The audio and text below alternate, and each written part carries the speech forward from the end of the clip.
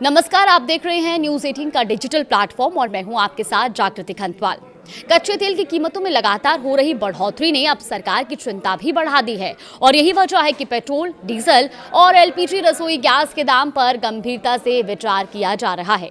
सूत्रों के अनुसार पेट्रोल और डीजल की कीमतों में 4 रुपए से 5 रुपए प्रति लीटर तक की बढ़ोतरी हो सकती है। वहीं घरेलू एलपीजी सिलेंडर भी 40 रुपए से 50 रुपए तक महंगा हो सकता है। अब ये खबर ऐसे समय में आई है जब पहले यानी बीते दिन 1 मई 2026 से कमर्शियल एलपीजी सिलेंडर के दाम में 993 रुपए की बढ़ोतरी पहले ही की जा चुकी है। यानी महंगाई की मार अब धीरे धीरे हर स्तर पर महसूस भी की जा रही है, चाहे वो व्यवसाय हो या आम उपभोक्ता। सरकार के शीर्ष अधिकारी सूत्रों का कहना है कि ये संभावित कदम तेल कंपनियों और सरकारी खजाने पर बढ़ते बोझ को कम करने के लिए उठाया जा सकता है।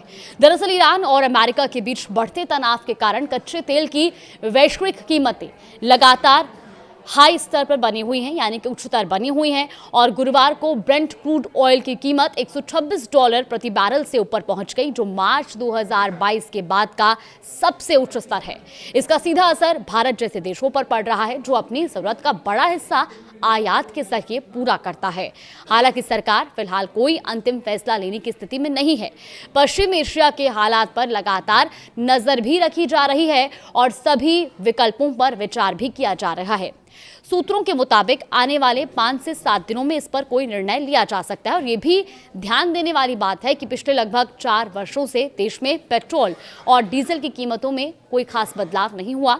2022 के बाद से अंतर्राष्ट्रीय बाजार में भारी उतार चढ़ाव के बावजूद भी घरेलू स्तर पर कीमतों को स्थिर बनाए रखा गया। और इस पूरे मुद्दे पर केंद्रीय पेट्रोलियम और प्राकृतिक गैस मंत्री हरदीप सिंह पुरी ने भी अपनी प्रतिक्रिया दी। उन्होंने सोशल मीडिया प्लेटफॉर्म एक्स पर कहा कि बीते 4 सालों में वैश्विक स्तर पर कच्चे तेल की कीमतों में भारी उतार चढ़ाव देखने को मिला, लेकिन भारत में पेट्रोल और डीजल की कीमतें नहीं बढ़ाई गई। उन्होंने ये भी बताया कि पिछले 60 दिनों में स्ट्रेट ऑफ हॉर्मुज़ के बंद होने के कारण कच्चे तेल के आयात की लागत में बहुत ज़्यादा बढ़ोतरी हुई है। इसके बावजूद भारत में ईंधन की कीमतों को स्थिर रखा गया, जबकि दुनिया के कई देशों में कीमतों में भारी उछाल देखा गया। वहीं हरदीप पुरी ने यह भी कहा कि कई देशों में हालात ऐसे बने कि उपभोक्ता के लिए ईंधन की लिमिट तय करनी पड़ी और लंबी लंबी कतारें भी देखने को मिली, लेकिन बावजूद इसके भारत ने ऐसी स्थिति को बनने नहीं दिया। और उन्होंने साफ शब्दों में कहा, हमने पैनिक को पॉलिसी नहीं बनने दिया। देश में ईंधन की आपूर्ति लगातार जारी है और आम जनता को किसी तरह की कमी का सामना नहीं करना पड़ा। अब अगर देश के प्रमुख शहरों में मौजूदा कीमतों की भी हम बात करें तो दिल्ली में पेट्रोल फिलहाल 94 रुपये 77 पैसे और डीजल 87 रुपये 67 पैसे प्रति लीटर है। मुंबई में पेट्रोल 103 रुपये 54 पैसे और डीजल 90 रुपये 3 पैसे प्रति लीटर पर बिक रहा है। वहीं कोलकाता में पेट्रोल 105 रुपये 45 पैसे और डीजल 92 रुपये 2 पैसे, जबकि चेन्नई में पेट्रोल 100 रुपये 84 पैसे और डीजल 92 रुपये 39 पैसे प्रति लीटर है।